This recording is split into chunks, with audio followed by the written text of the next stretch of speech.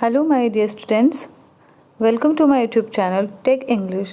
Today I will discuss Chapter 5 The Happy Prince from your book Moments with all of you. This story was published on the year 1888. So, in this lecture, I will discuss about author, title, characters, theme, and storyline with all of you. So, let's start. First of all, I will tell you about the author. So, the author of this story is Oscar Wilde. His full name was Oscar Fingal O'Flaherty Wills Wilde. He was born on 1854 in Dublin, which is in Ireland, and he was died on 1900 in Paris, जो कि France में है. Oscar Wilde was an Irish wit, poet, and dramatist, and he was popular for the novel the picture of Dorian Gray. तो ये picture of Dorian Gray का novel है that was published on 1891. इनकी दो और novel हैं जो कि कॉमेडी हैं. Lady Windermere's fan that was published on 1892 and the importance of being earnest, ये कब पब्लिश हुआ 1895. He was a spokesman for the late 19th century aesthetic movement. तो ये स्पोक्समैन मतलब ये मेजर मेंबर थे एस्थेटिक मूवमेंट के, जो कि इंग्लैंड में था. और इस मूवमेंट का पर्पस क्या था? आर्ट फॉर आर्ट से, कि जो भी हमें काम करना है, जो भी हम राइटिंग का वर्क करते हैं या जो भी आर्ट से रिलेटेड वर्क करते हैं, वो हमें आर्ट के लिए करना चाहिए. So this was all about the writer. Now we will see about the story. So this story was published in a collection naming The Happy Prince and Other Tales, जिसे हम The Happy Prince and Other Stories भी कहते हैं. This was a collection of stories for children and it was published in the year 1888. The collection was having 5 stories. तो इस collection में 5 stories थी, children के लिए थी. So we will see one by one the title of the story. First story happy prince है, that I will teach you. Second story the nightingale and the rose. Third story the selfish giant. Fourth story the devoted friend. And fifth story the remarkable rocket. तो आपने selfish giant last class में पढ़ी है, class 8 में, और the happy Prince आपकी इस class में. So this was all about the story collection and this was the basic information about the story. Now we will move toward the theme of the story. So to understand the story, it is very important to know the theme. So basically this story is an allegory. Allegory means the story through which we get to know about some moral qualities, और उस character के through हमें एक message दिया जाता है. तो यहाँ पे हैप्पी प्रिंस और सॉलो के थ्रू हमें काफ़ी इंपॉर्टेंट मैसेज राइटर देते हैं. It brings about the importance of charity and it also tells us that love and sacrifice can endear us to God. हमें ये भी बताता है कि हमारी लाइफ में चैरिटी की क्या इंपॉर्टेंस है और लव और सैक्रिफाइस हमें गॉड का कितना एंडियर बना सकता है, डियर बना सकता है.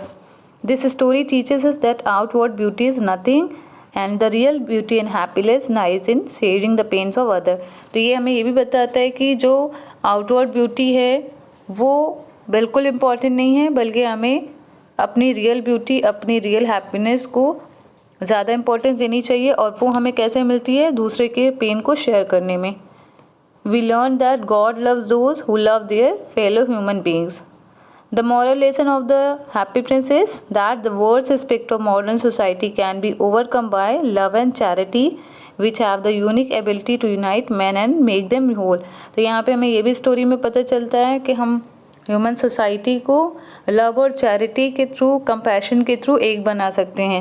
As you know there is a wide gap between the society, between the poor and the rich. तो यहाँ पे उसी की बात कर रहे हैं writer. Now we will see the characters of the story.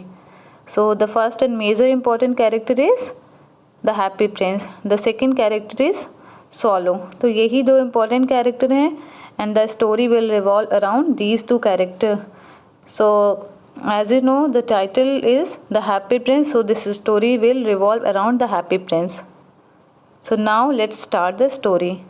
Story की शुरुआत होती है हैप्पी प्रिंस के स्टैचू के डिस्क्रिप्शन से. And this statue was really very very much beautiful. ये स्टैचू कहाँ पे सेटअप किया गया है? सिटी के एकदम सेंटर में, सिटी के एकदम बीचों बीच इसको स्टैचू को लगाया गया। और जब भी कोई स्टैचू को देखता है तो इसको बहुत एडमायर करता है, इसको बहुत प्रेज़ करता है। ये स्टैचू कैसा बना है? ये स्टैचू गोल्डन लीफ से कवर है और हैप्पी प्रिंस की आइज़ में सैफायर लगे हैं। सैफायर मीन्स नीलम। और इसकी शोल्ड हिल ये पार्ट होता है, यहाँ पे रूबी लगा हुआ है। So as you can see the statue is really very much beautiful और सभी इसको बहुत एडमायर करते हैं। जब भी कोई इसे देखता है तो हर कोई चाहता है कि वो भी, उनके फैमिली के लोग, उनके चिल्ड्रन भी हैप्पी प्रिंस की तरह खुश रहें। लेकिन ये केवल एक्सटर्नल ब्यूटी है। यहाँ पे जो हैप्पी प्रिंस जो है, जो स्टैचू है ऑलरेडी, लेकिन वो भी एक्सटर्नल ब्यूटी को इम्पोर्टेंस नहीं देता। उसका मानना है कि जो इंटरनल ब्यूटी है हमें उसको ज़्यादा इंपॉर्टेंस देनी चाहिए। And when I will tell you about the story you will also see that this happy prince has sacrificed his life. So next scene happens that a swallow enters the city. तो इस solo के बारे में देखते हैं क्या होता है। एक्चुअली ये जो सोलो है इसके सारे फ्रेंड सिटी से चले गए हैं और कहाँ गए हैं? इजिप्ट के लिए। लेकिन ये सोलो नहीं जाता है। क्यों नहीं जाता है? क्योंकि he was in love with a reed. Reed क्या होता है? एक बर्ड है। And that's why he did not go to the Egypt. लेकिन अब उसने डिसाइड कर लिया कि अब वो इजिप्ट जाएगा। और काफ़ी लॉन्ग फ्लाइट के बाद वो कहाँ फाइनली पहुँच गया? एक सिटी में। वो काफ़ी थका हुआ था और वो रेस्ट करना चाहता था, तो उसने अपने चारों तरफ एक शेल्टर के लिए देखा। And finally he found the statue of the happy prince. तो उसने क्या डिसीजन लिया कि अब वो हैप्पी प्रिंस के स्टैचू जो है उसके फीट के पास वो रेस्ट करेगा। लेकिन जैसे ही वो रेस्ट करने लगा, क्या हुआ? अचानक से उसके ऊपर वाटर ड्रॉप्स जो हैं वो गिरने लगी। तो अब वो ये सोचने लगा कि व्हाट इज़ द रीज़न, क्योंकि कोई क्लाउड तो है ही नहीं। तो वो जब ये सोच ही रहा था तो उसके ऊपर दोबारा से वाटर ड्रॉप गिरने लगी। अब उसने ये डिसाइड किया कि अब मैं यहाँ नहीं रुकूँगा। क्यों? क्योंकि एक स्टैचू के नीचे रेस्ट करने का भी मुझे कोई बेनिफिट नहीं मिला। ये तो मुझे बारिश से भी प्रोटेक्ट नहीं कर पा रहा है। तो उसने अब डिसाइड किया that he will move to a chimney pot. लेकिन जैसे ही वो हटने वाला था वहाँ से, उसने क्या देखा कि उसके ऊपर दोबारा एक वाटर ड्रॉप गिरी। अब उसने चेक किया और उसने देखा कि actually these drops of water were the tears rolling down from the eyes of the happy prince. तो ये जो वाटर की ड्रॉप्स हैं ये एक्चुअली हैप्पी प्रिंस के टीयर्स थे। तो उसने जब हैप्पी प्रिंस को देखा तो उसको काफ़ी उस पर पिटी आने लगी, उसको दया आने लगी। क्योंकि हैप्पी प्रिंस का जो फेस था, जो गोल्ड का था, पूरा गोल्ड से उसका स्टैचू बना हुआ था और वो मून लाइट में बहुत ज़्यादा शाइन कर रहा था। Now the swallow asked him that why are you sad. तुम कौन हो? Who are you and why are you sad, why are you crying. तो अब हैप्पी प्रिंस अपने बारे में बताता है कि जब वो एक लिविंग पर्सन था, जब वो अलाइव था, तो वो एक प्रिंस था, वो पैलेस में रहता था और वो काफ़ी खुश था। उसके सारे कोर्टियर्स उसे हैप्पी प्रिंस बुलाते हैं क्योंकि उसकी लाइफ में कभी उसने सॉरो को नहीं देखा, उसने कभी सैडनेस नहीं महसूस की और उसे नहीं पता है कि what is the grief, what is the sadness. और उसने हमेशा प्लेजर को एंजॉय करने को ही हैप्पीनेस समझा। तो जब उसकी डेथ हो गई उसके बाद उसके स्टैचू को एक हाई पिलर पे सेटअप किया गया और उसके बाद जब उसके स्टैचू को सेट किया गया तो वो एक सिटी के सेंटर में था और वो सभी लोगों की प्रॉब्लम को देख पा रहा था। तो यही वजह था कि वो बिल्कुल भी खुश नहीं था, क्योंकि इसके पहले उसने कभी नहीं देखा कि सैडनेस क्या होती है।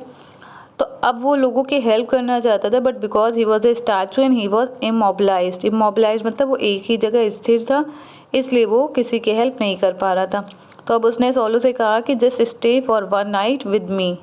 सोलो ने उससे कहा that he has to go to Egypt, but still when the prince requested him a lot he stayed।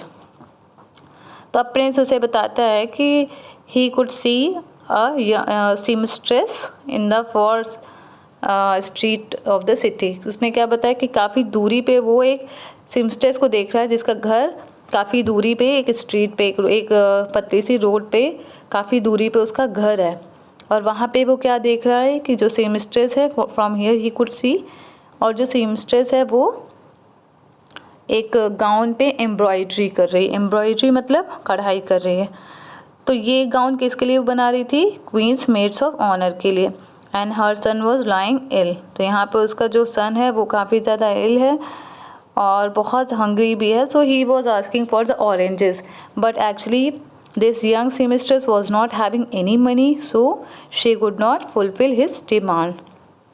तो उसके पास वाटर ही था देने के लिए, तो बार बार जब भी उसका सन उससे ऑरेंज मांगता तो वो रिवर वाटर दे देती। That's why the prince requested the swallow to take out the ruby from the sword hilt and to take to the seamstress. तो उसने क्या कहा कि अब तुम मेरी शोर्ड हिल से रूबी निकालो और उसको दे आओ। लेकिन सोलो ने मना किया इस चीज़ के लिए, because he does not want to do this. तो सोलो से जब प्रिंस ने रिक्वेस्ट की तो प्रिंस से उनसे उसने ये भी कहा कि उसे बॉयज़ पसंद नहीं है, तो इसलिए वो ये काम नहीं करेगा। बट फाइनली वो मान जाता है। तो अब वो सबसे पहले कहाँ जाता है? कैथड्रल टॉवर के ऊपर से जाता है, फिर वो पैलेस से होके जाता है, और पैलेस के ऊपर से जब जाता है तो ये वही पैलेस है जिसकी प्रिंसेस की मेड्स ऑफ ऑनर का गाउन सीमस्ट्रेस बना रही है। तो जब वो पैलेस से होके जाता है तो डांसिंग की आवाज़ सुनता है, म्यूज़िक की आवाज़ सुनता है, और वो ये भी देखता है कि वो जो मेड्स ऑफ ऑनर थी वो बाहर आई अपने लड़के के साथ। एंड शी वॉज विशिंग, वो क्या विश कर रही थी कि उसका गाउन जल्दी से रेडी हो जाए। किस लिए? For state ball. तो स्टेट बॉल क्या होता है? जो पैलेस में प्रोग्राम होते हैं डांसिंग के, उसके लिए। And she was having a complain also. क्या कंप्लेन थी उसकी? कि जो सीमस्ट्रेस हैं वो कितनी ज़्यादा लेज़ी होती हैं। So you can see here a basic comparison, और you can say a contrast between the rich and the poor. आप यहाँ पे रिच और पुअर के बीच का एक कंट्रास्ट जो वो देख सकते हैं। आपने प्रीवियस सीन में देखा that seamstress was really very hard working, she was not having any money, but still she was so much dedicated for her work. लेकिन यहाँ पे इस गर्ल की क्या कंप्लेन है कि सीमस्ट्रेस जो है वो कितनी ज़्यादा लेज़ी है। So this is a major point. अब सोलो आगे बढ़ा और कहाँ गया? वो रिवर के पास गया, रिवर के ऊपर से गया और फाइनली वो सीमस्ट्रेस के घर पहुँच गया। लेकिन जब तक वो पहुँचा सीमस्ट्रेस के घर तो उसने क्या देखा कि सीमस्ट्रेस काफ़ी टायर्डनेस के कारण, थकान के कारण फाइनली वो सो गई है। लेकिन जो उसका सन था वो नहीं सो पा रहा है। The reason is that he was suffering from fever, he was hungry, he was not feeling comfortable at all. That's why he was just tossing on the bed. Tossing मतलब करवट बदलना। तो सोलो ने रूबी को यहाँ पे रखा उसके थिम्बल के पास। थिम्बल क्या होता है? जब भी सिलाई या कढ़ाई का काम किया जाता है तो फिंगर्स को प्रोटेक्ट करने के लिए एक थिम्बल होता है, उसको फिंगर्स में लगा लिया जाता है तो उससे नीडल हाथ में नहीं चुभती है। तो उसने उस थिम्बल के पास रूबी रखा और फाइनली वो उस बॉय के पास पहुंचा, और बॉय के पास जाके वो बॉय के फोरहेड के पास फैनिंग करने लगता है अपने विंग से। इससे उस बॉय को काफ़ी अच्छा लगता है और वो सो जाता है। अब सोलो आता है प्रिंस के पास वापस और बताता है कि although it is very much cold but he was really feeling warm, कि काफ़ी ज़्यादा ठंड है लेकिन उसको बहुत ज़्यादा वार्म महसूस हो रहा है। तो ऐसा क्यों है? Because he had help somebody, उसने किसी की हेल्प करी है इसलिए उसे काफ़ी ज़्यादा वार्मनेस महसूस हो रही है। तो ये ऐसी फीलिंग है जो आपने भी फील की होगी। Whenever you have help somebody you are having this type of feeling, आपको भी ये फीलिंग आई होगी। तो प्रिंस ने उसको बताया कि एक्चुअली तुमने हेल्प की है इसलिए तुम्हें ऐसा लग रहा है, और प्रिंस से वो बात करते करते सोचते हुए उस बारे में वो सो जाता है प्रिंस के शोल्डर में। Next day he went to the river for having the bath, और वो बहुत ज़्यादा खुश था, हैप्पी था कि आज वो इजिप्ट चला जाएगा। तो वो आफ्टर हैविंग बाथ वो क्या करता है? मॉन्यूमेंट्स को विज़िट करता है, वो चर्च स्टीपल पे जाके बैठ जाता है। स्टीपल क्या होता है? ये स्टीपल पे जाके बैठ जाता है, और फाइनली वो जैसे ही रात होती है वो हैप्पी प्रिंस के पास जाता है। किस लिए जाता है? To take the permission for moving to Egypt. लेकिन हैप्पी प्रिंस उससे दोबारा से रिक्वेस्ट करता है कि just stay for one more night. तो सोलो से कहता है कि I have to go to Egypt because my friends are waiting for me. But prince उसे बताने लगता है एक यंग राइटर के बारे में। वो क्या कहता है कि वो काफ़ी दूरी पे एक गैरेट पे एक यंग राइटर को देख पा रहा है जो कि एक टेबल पे एक डेस्क पे अपना हेड डाउन किए बैठा है। और हेड डाउन इसका करना क्या सिम्बलाइज कर रहा है, that he is very much sad, वो काफ़ी परेशान है। उस डेस्क पे काफ़ी सारे पेपर्स हैं जो ये सिम्बलाइज कर रहा है, ये रिप्रेजेंट कर रहा है that he is working hard to write something, कि वो कुछ लिखने की कोशिश कर रहा है बट लिख नहीं पा रहा है। और उसकी डेस्क पे एक ग्लास है जिसमें वॉयलेट कलर के विदर्ड फ्लावर्स है। विदर्ड मतलब सूखे हुए, वॉयलेट बैगनी कलर के सूखे हुए फ्लावर्स हैं। और ये जो मैन है इसके लिप्स पोमग्रेनेट की तरह है, पोमग्रेनेट मतलब अनार की तरह, तो यहाँ पे उसकी रेडनेस को बता रहा है। और उसके हेयर ब्राउन कलर के क्रिस्प हैं, क्रिस्प मतलब बहुत रूखे हैं। तो इस डिस्क्रिप्शन से हमें क्या समझ में आ रहा है, that this young play right is very hard working person and he is very much ambitious also. वो कुछ करना चाहता है और बहुत ज़्यादा हार्ड वर्किंग भी है। तो अब प्रिंस क्या कहता है कि इसके पास कुछ खाने के लिए नहीं है, he is not having anything for eating and he is feeling very much cold also, क्योंकि इसके पास फायरवुड भी नहीं है, इसके पास लकड़ियाँ नहीं हैं ग्रेट में जलाने के लिए, ग्रेट ये होता है। तो प्रिंस अब क्या कहता है सॉलो से कि just take one sapphire from my eye because I have not any ruby left. अब उससे कहता है कि मेरे पास कोई रूबी नहीं बचा है, इसलिए मेरी आई से सफ़ायर का जो है नग जो है जो उसे निकाल के ले जाओ और यंग प्ले राइट को दे दो। वाई डज ही से सो, वो इसलिए कहता है क्योंकि अगर प्ले राइट को ये सफ़ायर मिल जाएगा तो वो इसे किसी ज्वेलर को सेल कर देगा, और जब ज्वेलर को सेल करेगा he could have some money and after having some money he could buy food and he could buy firewood, और फाइनली वो इस तरह प्ले भी लिख पाएगा। बट सॉलो अगेन उसे रिजेक्ट करता है, मना करता है, लेकिन फाइनली प्रिंस उसे कन्विंस कर लेता है। तो फाइनली क्या होता है, सॉलो उस नग को, उस सफ़ायर को लेके जाता है और इसके हाउस में पहुंच जाता है, इसके गैरेट में पहुंच जाता है। अब गैरेट क्या होता है, गैरेट जो हाउस है उसका ऊपरी हिस्सा होता है, उसे बोलते हैं टॉप रूम कह सकते हैं आप। घर का जो ऊपरी हिस्से में जो रूम बना होता है उसे हम बोलते हैं गैरेट।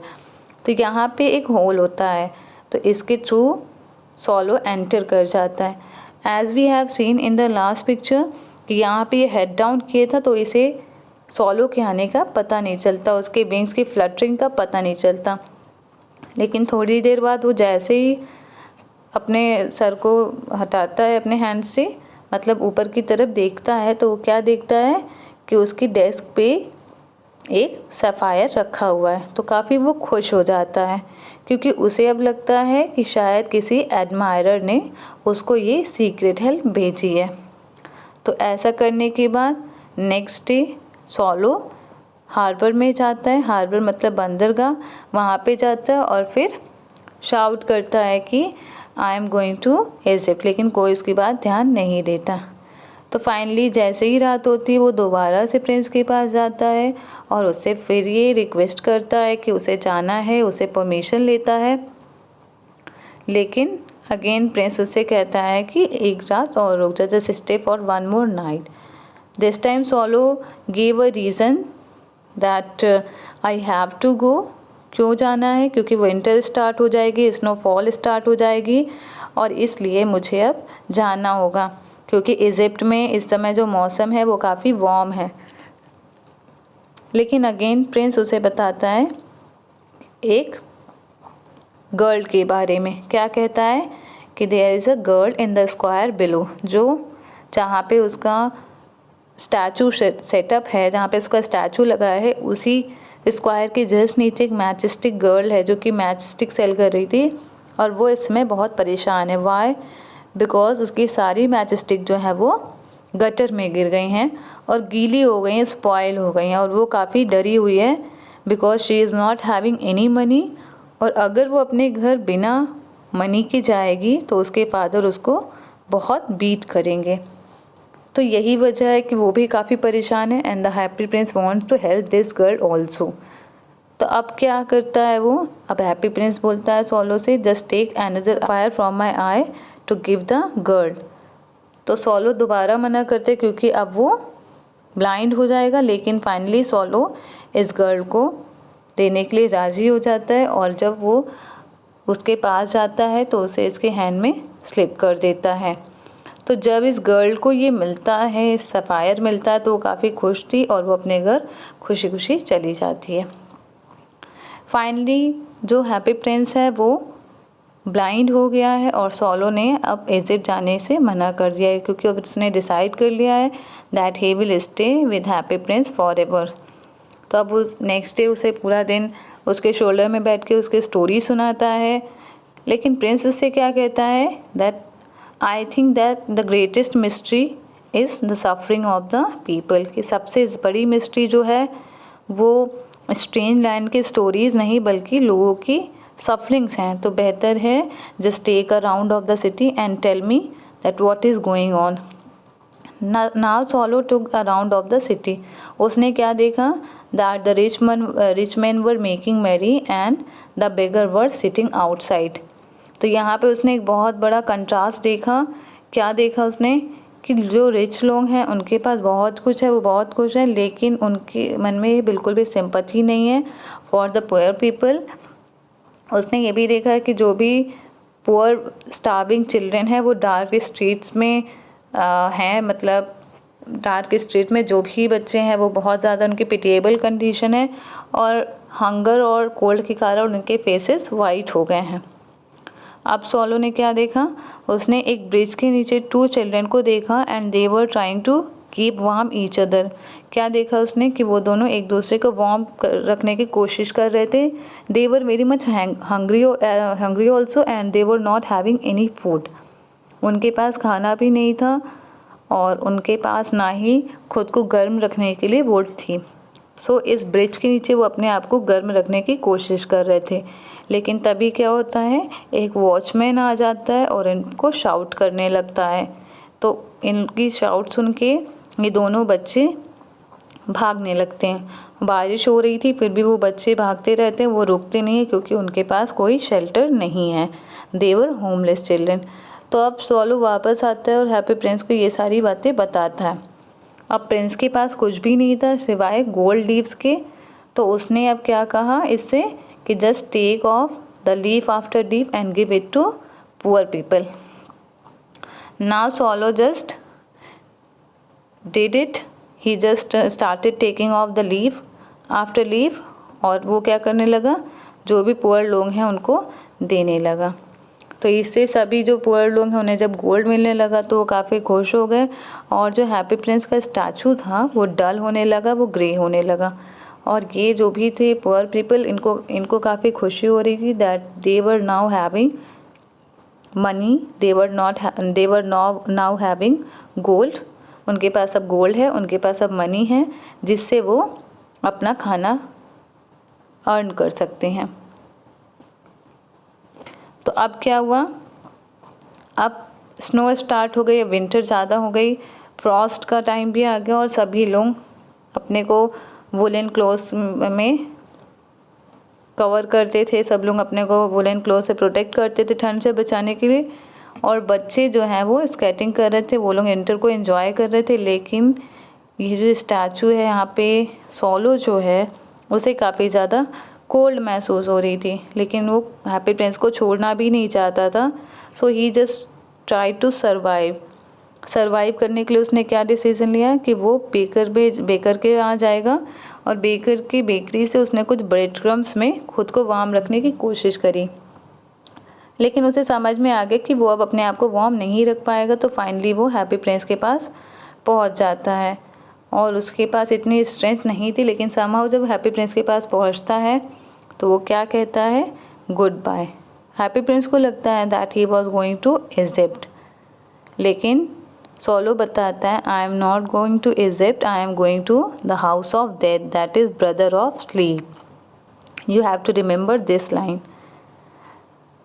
तो वो उससे परमिशन मांगता है for kissing his hand at the last moment of his life. लेकिन उसे हैप्पी प्रिंस क्या कहते हैं, उसे इंसिस्ट करता है that kiss on lips. Why? Because he was having emotional attachment with the Solo. So after kissing the lips of the happy prince, the swallow fell down, the swallow died। और वो happy Prince के जो statue है उसके पैरों के पास गिर जाता है।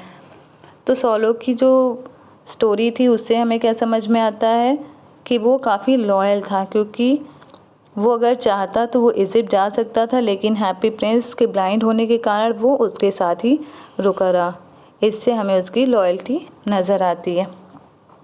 जैसे ही इसकी डेथ हुई, समथिंग हैपन, क्या हुआ, जो हैप्पी प्रिंस का जो हार्ट था, लेटिन हार्ट था, वो 2 पार्ट्स में ब्रेक हो गया। तो ऐसा क्यों हुआ? क्योंकि वो सॉलो से बहुत ज़्यादा अटैच था। सॉलो उसका कंपेनियन था और उसकी हमेशा हेल्प किया लोगों की मदद करने में। और सॉलो की डेथ क्यों हो गई? क्योंकि वो ठंड को बेयर नहीं कर पाया। तो यही कारण था कि सॉलो की डेथ को भी हैप्पी प्रिंस नहीं टॉलरेट कर पाया, नहीं बियर कर पाया और उसका हार्ट 2 पार्ट्स में ब्रेक हो गया। जब नेक्स्ट डे मेयर आते हैं सिटी का राउंड लगाने के लिए अपने टाउन काउंसलर के साथ, तो वो देखते हैं कि हैप्पी प्रिंस का स्टैचू काफ़ी शैबी लग रहा है, काफ़ी अनअट्रैक्टिव लग रहा है। तो उनके टाउन काउंसलर भी कहते हैं कि yes he is looking very much shabby. तो उनका क्या डिसीजन रहता है? To take out this statue, to pull out this statue. तो फाइनली सबके अप्रूवल पे इस स्टैचू को पुल आउट कर दिया जाता है। और उसके बाद क्या किया जाता है? उसके बाद इसको फर्नेस में मेल्ट करने के लिए भेज दिया जाता है। तो जब फर्नेस में से मेल्ट किया जाता है तो जो फाउंड्री के वर्कमैन थे, जो भी वहाँ वर्क कर रहे थे, उन्होंने क्या देखा कि जो हर्ट है, जो ब्रोकन हर्ट है, वो मेल्ट नहीं हो रहा। इसका क्या रीज़न है? क्योंकि हैप्पी प्रिंस का जो हर्ट है वो डिवाइन क्वालिटीज़ से फिल्ड था। डिवाइन क्वालिटीज़ जैसे कंपैशन, जैसे सैक्रिफाइस, लव, सिंपैथी। तो इसी कारण उसका हर्ट मेल्ट नहीं हो रहा था, because it was having immortal qualities. तो जब फाउंड्री के वर्कमैन ने देखा कि ये मेल्ट नहीं हो रहा, दिस वॉज यूजलेस, तो उन्होंने क्या किया? उन्होंने इसे फेंक दिया। कहाँ फेंका? जहाँ पे सॉलो की डेड बॉडी जहाँ पे थी वहाँ पे उन्होंने इसे फेंक दिया।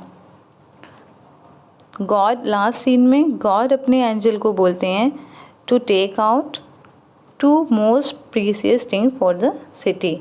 तो उन्होंने क्या कहा कि just go to city and take out 2 most precious thing from the city. तो 2 मोस्ट प्रीसियस क्या थिंग्स एंजल ने चूज़ किया? ये बर्ड और लेटिन हार्ट। तो फाइनली एंजल आता है और एंजल गॉड को ये बर्ड और लेटिन हार्ट दे देता है। गॉड क्या कहते हैं कि जो तुम्हारी चॉइस है वो बिल्कुल सही है। अब ये लिटिल बर्ड हमेशा पैराडाइज में रहेगी और वो सॉन्ग सिंग करेगी, और हैप्पी प्रिंस जो है वो सिटी और गोल्ड में रहेंगे, वो गॉड की प्रेज करेंगे।